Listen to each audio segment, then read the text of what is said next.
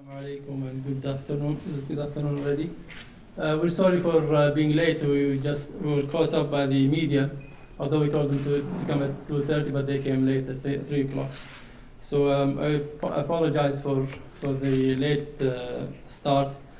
But I would like to welcome you all, especially the guest speakers, our colleagues whom we've been working to organize this conference.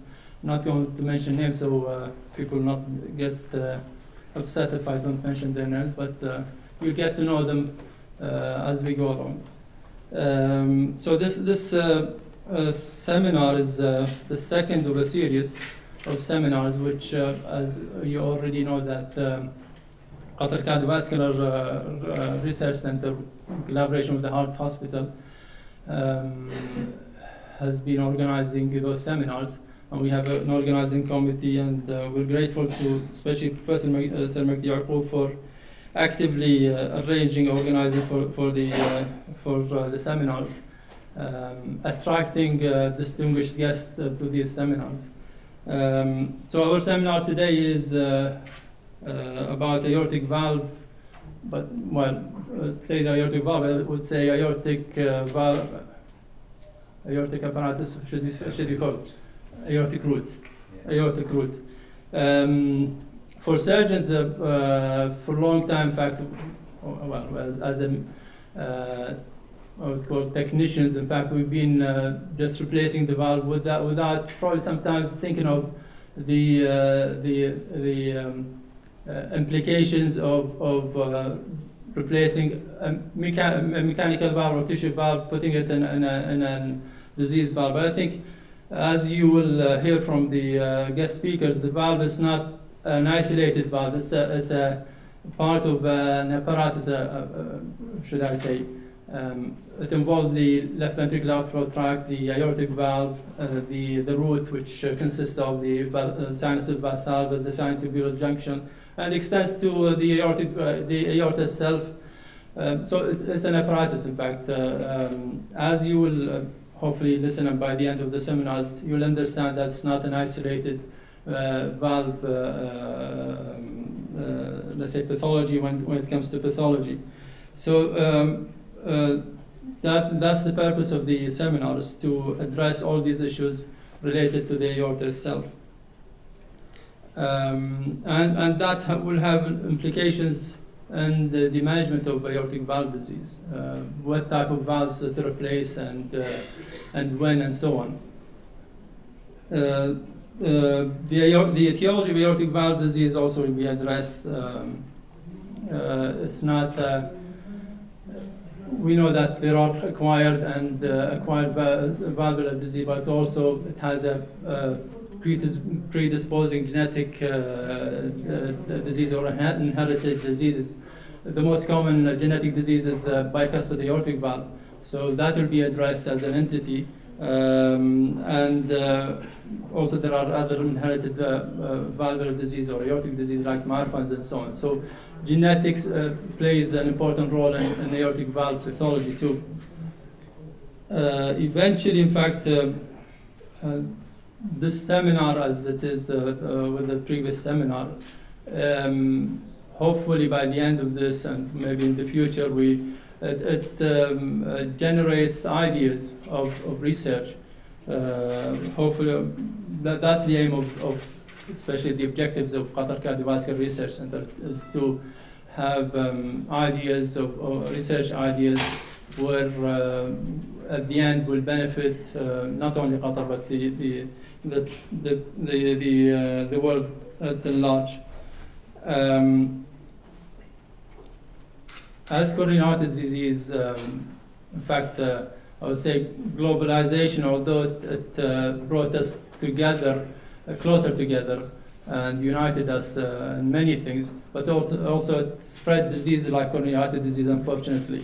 And it's almost unified now all over the world. But unfortunately, also on the other hand, it did not solve many problems like rheumatic heart disease. So rheumatic heart disease is still endemic in some places like Yemen. We have Dr. Rahman who's going to talk about this, and people from Egypt. So the seminar will also address this issue. rheumatic heart disease and its effect on aortic valve pathology. So we have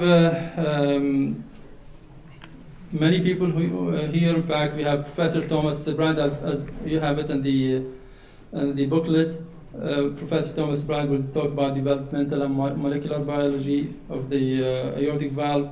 We have people who will go talk about basic research lab like Nabaneeth Krishnamurthy. Ria Tori will talk about mechanics and flow dynamics. Dr. Ahmed Mutarrab and Susie Cottet will talk about epidemiology of rheumatic heart disease. And finally, we have Professor Sir Magdi Yacoub, Professor Robert Bono, and unfortunately, on the list we were supposed to have Professor Michael Mack, but he could not make it, so we have Professor Carlo Di Maria again here to talk about TAVI.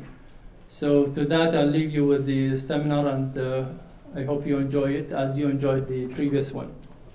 Professor? Thank you, Dr. Abdulwahid. And you have said it all, and so I will not waste more time except to say that one of the main functions of the QCRC is knowledge dissemination, and that is done through different ways. You have the journal, which is outside, and you're welcome to that, and it specializes in science and practice and how research can affect clinical practice. In addition, we have a number of seminars and international meetings to address locally important problems in cardiology and cardiac surgery. And as you have heard from Dr. Abdulwahid, this is the second one of these. And finally, there is a website for QCRC where a lot of new knowledge is put on the web.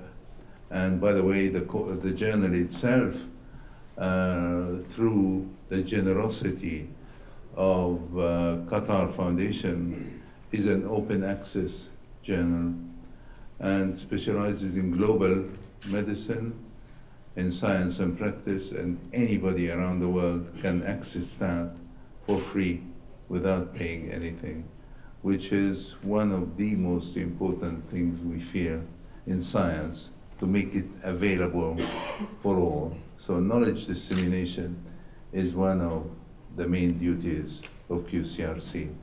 With that, I ask the chairman of the first session to come to the podium and present